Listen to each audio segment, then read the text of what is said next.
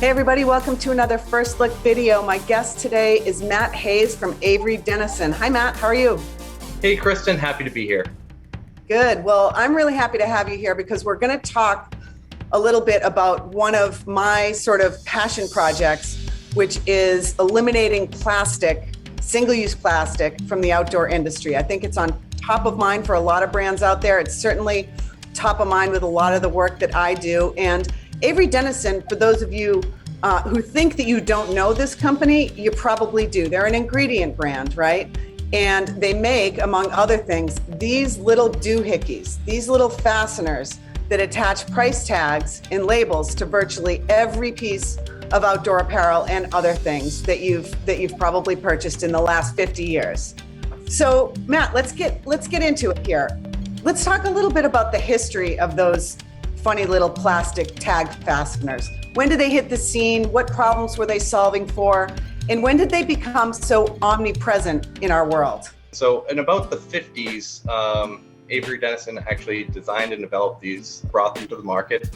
And the whole goal was to essentially reduce the bottlenecks for apparel brands and different DCs who were tagging products. At that time, I don't think anybody was really thinking about the plastic problem that was being created and that we'd ultimately have to deal with today. But it's very exciting to be here and be able to talk about some of the advancements that we've made to try to help reduce those problems.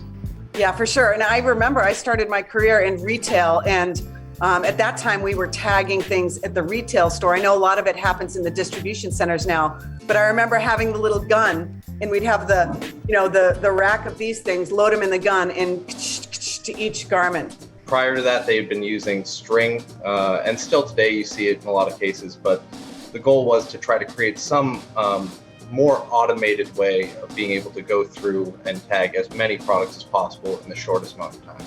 Right, because people had to actually manually tie those strings to every single garment, right? Physically, and it still happens today. And it's something that, we also have string products. It's a product that we're happy to continue to pursue, but for those major brands, for those people who are doing millions or billions of garments a year, they really needed a solution that could essentially help them achieve that scale.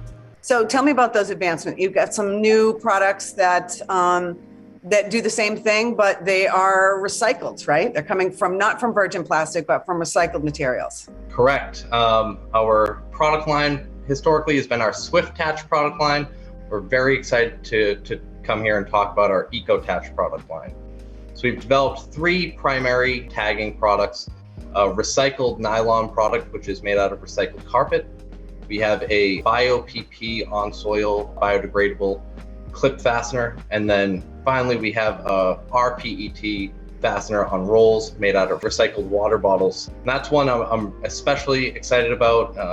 I think you have some in hand, but a single roll of these rPET fasteners can get up to 8 water bottles out of our waste stream. It's just a really exciting time to be bringing a sustainable solution like this that can actually impact brands at scale. If a brand wants to switch over from virgin plastic fasteners to recycled Ecotach fasteners, is that going to cost them more? There's obviously an upcharge when it comes to trying to make your operation sustainable. But our goal for a number of these products is to try to keep that expense manageable. Our target with a lot of products, for example, our bio-PP products, are around 10% increased price. And then the second side of that is we want to try to, as much as possible, keep brands in the same tools. So allow them to make a sustainable switch without having to buy brand new tools for every facility or every store that they're tagging products in. This is really a decision one purchasing manager can make for an entire brand that would touch every single garment they sell. At the end of the day, what that results in is hundreds, if not thousands, if not tens of thousands potentially, of plastic waste that they could get out of landfill. It's interesting. I mean, virtually every brand in the outdoor industry is looking at their sustainability footprint, their whole sustainability footprint, and making, announcements about goals that they have to be carbon neutral by 2025 or 2030. I mean, this has really kind of become embedded in the last few years in the outdoor industry. And yet there still really are no sort of plastic regulations here in the US. But there are in Europe, and they're probably coming pretty soon, right? So like, tell me a little bit about sort of the urgency that you feel around this. Yeah, and we're a worldwide brand. People are tagging products in Europe, people are tagging products in the US, people are tagging bad products in Asia. With these, I think those regulations you're seeing coming out of Europe are going to be coming worldwide. They're going to come to the US, they're going to come to Asia Pacific at some point. And there's only so much recycled material out there in terms of feedstock. So as all of these brands and as all of these people come and try to source from the same relatively shallow pool of recycled content materials, these prices are going to go up. Supply security is going to become an issue.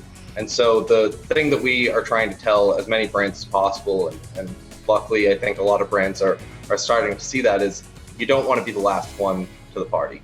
Yeah, and it really seems kind of like a no-brainer, like a really easy thing to do. Like if you're a company that's already looking deeply at your supply chain and sourcing sustainable materials for your products, yet you're tagging it with this virgin plastic little doohickey, there's a little bit of a disconnect there, right? So this seems like kind of just a no-brainer here. Let's sort of eliminate that one little piece of plastic, that's non-recyclable, and use it with a more environmentally friendly product. It seems I'm in. Yeah, do the easy stuff first. That's, it's going to take a while before all of our transportation trucks are electric. It's going to take a while before, you really can recycle jeans to a point that's, somewhat circular. Yeah. This is something that, again, one purchasing manager at one brand could impact every single garment that they're selling by just making a smarter and more environmentally friendly fastener choice. For sure. And plastic is such a pet peeve of mine personally, so I appreciate this. So listen, if you're watching, tell your purchasing manager, tell your CEO, tell your sustainability director that this is a really easy solution and a really easy alternative that your brand can switch to in order to have a real impact on the sustainability of your products. Matt, it's been really great talking with you. Thanks so much. It's interesting to learn about, something so little that can have such a major environmental impact. So thank you for all your insights. Thank you, Kristen. And thank you, everybody, for watching this episode of First Look. We've got lots of conversations with really interesting people in the outdoor industry. So check them out at outsidebusinessjournal.com.